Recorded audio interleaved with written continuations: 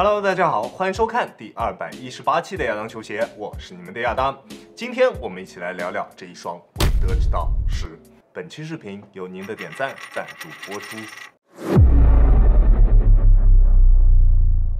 首先，我们先来看一下这一双鞋的外观。在外观方面，你觉得这一双鞋可以打几分呢？我手上一共有3个配色，一个是这个魁星点斗，一个是测试 R1， 还有一个就是这个紫色的薰衣草配色。不管是哪一个配色，在细节方面都是非常丰富的。整一双鞋身上都布满了韦德或者是10的元素，鞋面、鞋底，甚至是鞋带上面都有细节的覆盖，细节真的非常的到位。现在各大品牌在旗舰鞋款的外观上面都在往简约上面靠，我还是更加喜欢这一种细节满满的篮球鞋。先不说实战性能行不行，光说外观的设计上面就明显要更加用心一些。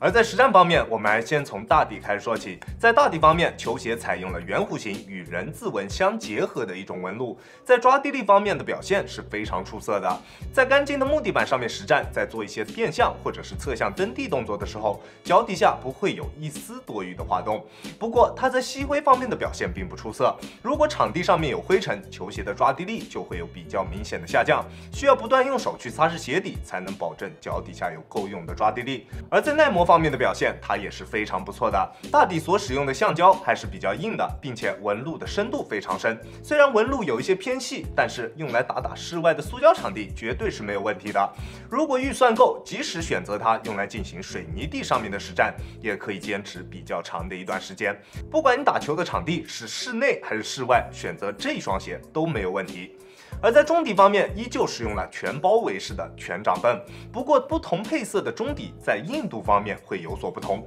发售早一些的配色在中底的调教方面会更韧一些，更弹一点，而后来发售的配色则在中底方面会更软一点，弹的感觉会稍微少一点。这可能也是为什么后续推出的一些配色在2级市场上面的价格会比较便宜的一个原因。不过不管是哪一个配色，在中底的体验方面都非常不错，在缓震方面的表现非常棒，不管是正常的跑动，或者是单纯用脚后跟着地，都不会有什么震脚的感觉出现，并且在前掌的场地感以及反应性表现也都非常出色。前掌的重心非常低，非常贴地，在突破的过程中，脚底下不会有任何的泄力感，感觉非常直接，突破的感觉非常爽。而几乎覆盖全掌的中底碳板，让球鞋在整体的滚动感方面有了极为出色的表现，并且它的中底碳板强度并不是特别高，即使是普通的篮球爱好者也完全可以适应它的中底刚性。它的中底刚性并没有 CJ1 那么高，小体重或者是脚底下力量没有那么好的朋友选择它也完全没有问题。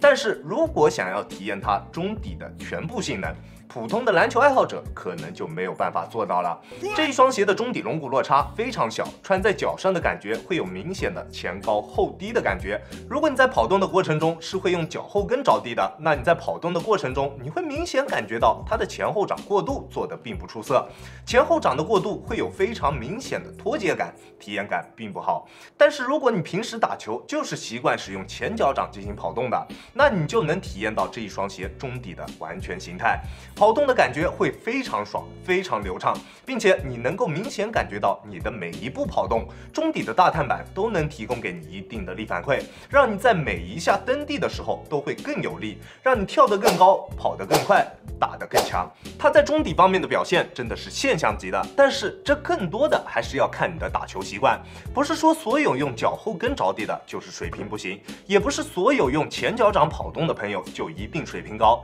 但是这一双鞋就是会更加适合那些使用前脚掌去跑动的球员，同时它也更加适合打全场多一点的朋友去进行选择。而在鞋面方面的表现也同样出色，球鞋的鞋楦属于正常略微偏宽一点点的鞋楦，脚型的适配还是比较广的，基本上正常脚型或者是脚型略微偏宽偏窄的朋友都可以进行选择，并且都可以得到非常出色的包裹以及锁定。大家也都知道我的脚型是略微有一点点偏窄的，不过穿这一双鞋系紧鞋带之后，能明显感觉到在前掌的包裹以及锁定是完全没有问题的。在做大幅度变向的时候，脚在鞋内完全不会出现位移，低，在做急停急起的时候也完全不会出现顶脚趾或者是掉跟的现象，这都归功于它在鞋头处的鞋面下压的够狠，并且鞋带孔的布置也非常的合理，即使是窄脚穿它也完全没有问题，包裹和锁定做的都非常棒。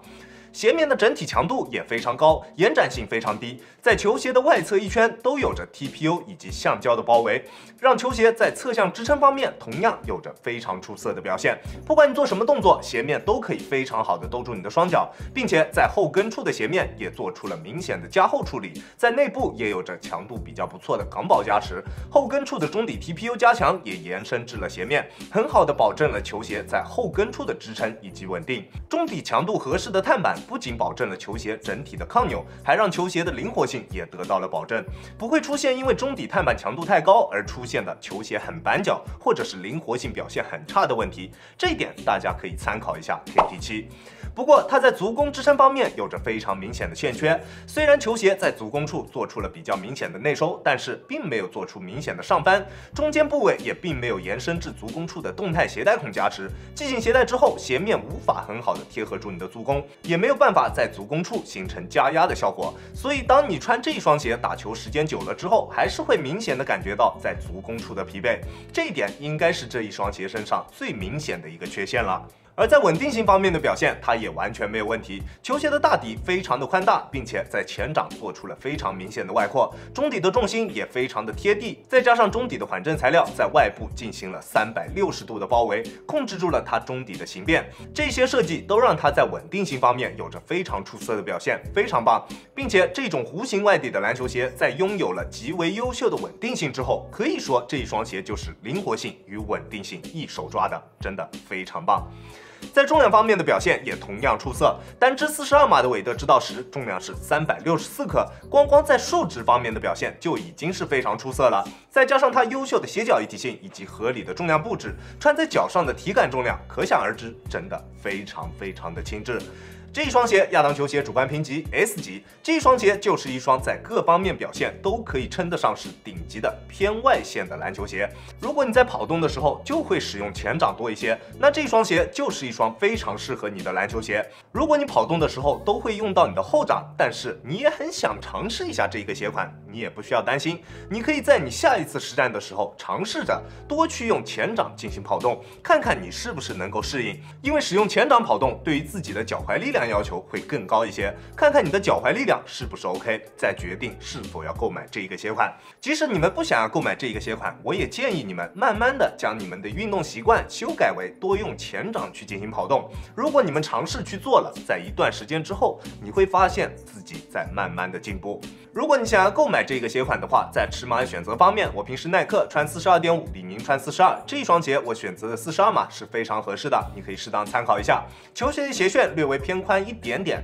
脚型的适配是比较广的，只要你不是超级大宽脚或者超级窄的脚型，那选择这一个鞋款都没有问题。OK， 这就是本期视频的全部内容了。再次感谢大家观看本期的亚当球鞋。亚当球鞋，一切从实战出发。我是亚当。如果你觉得我的视频可以帮助到你，希望你可以关注我，并且顺手给我点一个赞，这就是对我最大的支持了。好了，那我们下期视频再见吧。大家有空来做 ，peace。